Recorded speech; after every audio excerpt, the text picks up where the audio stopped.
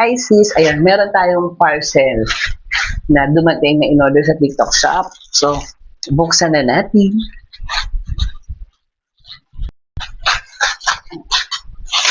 So, ito na siya. Ayan. So, alam ko na kung ano to.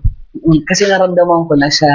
So, thank you sa seller dahil maayos yung pagkabalot ng aking parcel dahil mga kasis, itong in-order natin ay salamin po.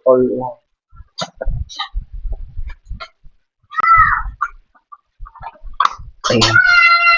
So, buksan na natin. So, ayan mga kasis, ito yung salamin na in-order natin sa TikTok shop. So, buuin na natin. Ayan. So, ito yung kanyang stand. Then, may kasama siyang connection. And then, ayan. So, ito yung sa part ng baba ng salamin. Ayan. Then, ito na yung ating mirror. So, lit yan. Cute. Ang cute na mga kasis.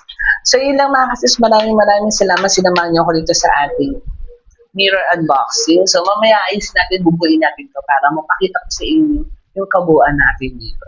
So, yun lang mga kasis. Maraming salamat. Thank you for watching.